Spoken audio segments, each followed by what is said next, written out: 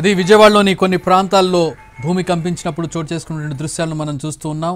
ఒక విజయవాడ కాదు, ఏపీలోని పలు జిల్లాల్లో అలాగే తెలంగాణలోని మేజర్ జిల్లాల్లో ఈ భూ ప్రకంపనలు చూశారు ప్రజలు. ఈరోజు ఉదయం 7:30 సమయంలో దాదాపు 3 నుంచి 8 సెకండ్ల పాటు కొన్ని దగ్గర తక్కువ సెకండ్లు కూడా నమోదైనటువంటి పరిస్థితి. భూకంపం నమోదైంది. రెక్టర్ స్కేల్ మీద 5.3గా భూకంప తీవ్రత నమోదైంది. భూకంప కేంద్రం ములుగు జిల్లా మేడారం దగ్గర భూకంప కేంద్రం ఉంది. భూమి లోపల 40 కిలోమీటర్ల లోపల ఈ భూకంప కేంద్రం ఉన్నట్టుగా ధృవీకరించారు. ప్రస్తుతం దీనికి సంబంధించినటువంటి దృశ్యాలు ప్రస్తుతం ఎన్టీవీ స్క్రీన్ మీద మనం చూడొచ్చు. వివిధ ప్రాంతాల్లో సీసీ ఫుటేజ్లు అలాగే కొన్ని ప్రాంతాల్లో ప్రజలు తమ ఫోన్లలో రికార్డ్ చేసినటువంటి దృశ్యాలను ఎన్టీవీ స్క్రీన్ మీద మనం చూస్తూ ఉన్నాం. ఆందోళన చెందాల్సినటువంటి అవసరం లేదు, ఆందోళన చెందేటటువంటి భూకంపం కాదు. కానీ చాలా ప్రాంతాల్లో మొదటిసారి భూకంపాన్ని ఎక్స్పీరియన్స్ చేసినటువంటి ప్రజలు భయాందోళనకు గురయ్యారు. ఇళ్ల నుంచి బయటకు పరిగెత్తుకొచ్చారు. ఉదయం కావడంతో అందరూ కూడా ఉదయం తమ రొటీన్లో భాగంగా ఇళ్లలో తమ పనిలో నిమగ్నమై ఉన్నారు. ఎవరు కూడా ఎక్స్పెక్ట్ చేయనటువంటి సందర్భంలో ఇది చోటు చేసుకోవడంతో అందరూ కూడా భయాందోళనకు గురయ్యారు. సో అందరూ ఒక్కసారిగా ఇళ్లలోంచి బయటకు వచ్చారు. బయట ఉన్నవారు ఆందోళనకు గురయ్యారు. కొన్ని ప్రాంతాల్లో గోడలకు నెర్రెలు కొట్టడం తప్పించి భారీగా ఎక్కడ కూడా నష్టం జరిగినటువంటి పరిస్థితి లేదు. కొన్ని దగ్గరలో ఇళ్లలో ఉన్నటువంటి వస్తువులు, షెల్ఫ్లో ఉన్నటువంటి వస్తువులు కింద పడిపోవడం, వంట సామాగ్రి కింద పడిపోవడం లాంటి ఘటనలు, ఫ్యాన్లు షాండ్లియర్స్ ఊగడం లాంటివి, ఇలాంటి ఘటనలు తప్పించి ఎక్కడా కూడా భారీ నష్టం జరగలేదు. ఎందుకంటే భూకంప కేంద్రం చాలా భూ అంతర్భాగంలో చాలా లోపలగా ఉండడం, అలాగే భూకంప తీవ్రత కూడా 5.3గా ఉండడంతో ప్రస్తుతం భూకంప తీవ్రత అంత ఆందోళన చెందేటటువంటి పరిస్థితుల్లో అయితే రాలేదు. కాకపోతే 7:30 నుంచి 7:38 సెకండ్ల వరకు 7:38 సెకండ్ల వరకు 3 నుంచి 8 సెకండ్ల పాటు కంపించినటువంటి పరిస్థితిని చాలా ప్రాంతాల్లో ప్రజలు చూశారు.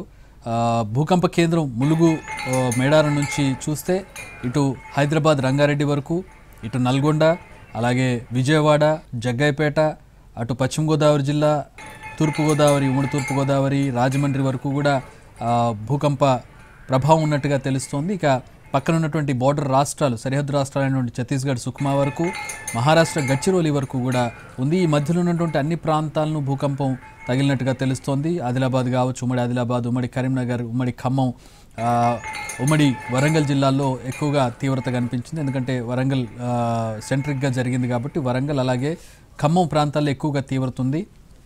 ఇంకా హైదరాబాద్కి వస్తే చాలా మైల్డ్, తక్కువ నుంచి అతి తక్కువ స్థాయిలో ఈ వైబ్రేషన్స్ ఉన్నట్టుగా తెలుస్తోంది. చాలా ప్రాంతాల్లో ప్రజలు తమకు భూకంపం ఎక్స్పీరియన్స్ అయినట్టుగా తెలియజేస్తూ ఉన్నారు. ఆల్మోస్ట్ హైదరాబాద్లో ఉన్నటువంటి అన్ని ప్రాంతాల్లో కూడా భూకంపం ఎక్స్పీరియన్స్ అయినట్టుగా తెలుస్తోంది.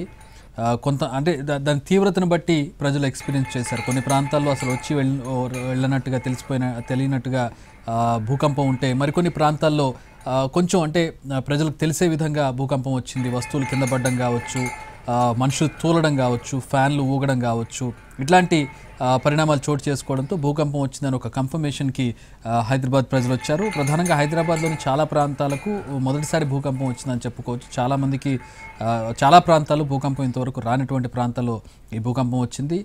20 ఏళ్ల తర్వాత ఈ స్థాయి భూకంపం అనేది రావడం తెలుగు రాష్ట్రాలకు మొదటిసారిగా తెలుస్తుంది. 20 ఏళ్ల తర్వాత ఈ ఘటన చోటు చేసుకుంది. భూకంప తీవ్రత తక్కువగా ఉన్నప్పటికీ చాలామంది ప్రజలకు ఈ విషయం తెలియకపోవడం, దీని మీద అవగాహన లేకపోవడంతో ఆందోళన చెందినటువంటి పరిస్థితిని మనం చూస్తున్నాం. ఎందుకంటే ఇళ్ల లోపల ఉన్న వాళ్ళకి భూకంపం వచ్చినప్పుడు ఒక భయానక వాతావరణం ఏర్పడుతుంది. ఇల్లు కూలిపోతుందేమో, అంటే భూకంపం ఎక్కువగా వస్తుందేమో అనేటువంటి ఒక భయంతో వారందరూ కూడా బయటికి పరుగులెత్తినటువంటి పరిస్థితులను కూడా కొన్ని ప్రాంతాల్లో చూసాం. ప్రధానంగా భూకంప కేంద్రం ఉన్నటువంటి వరంగల్, ఉమ్మడి వరంగల్, ములుగు జిల్లాకు చెందినటువంటి ప్రాంతాల్లో ఎక్కువగా తీవ్రత కనిపించింది. అటు ఉమ్మడి ఆదిలాబాద్లోను, ఇక ఉమ్మడి వరంగల్లో హన్మకొండ కావచ్చు, వరంగల్ ప్రాంతాల్లో ఎక్కువ తీవ్రత కనిపించింది. ఇక కరీంనగర్, ఈ కోల్ బెల్ట్ అలాగే గోదావరి పరివాహక ప్రాంతం ఉన్నటువంటి ప్రాంతాల్లో ఎక్కువగా ఈ తీవ్రత కనిపించినట్టుగా తెలుస్తోంది.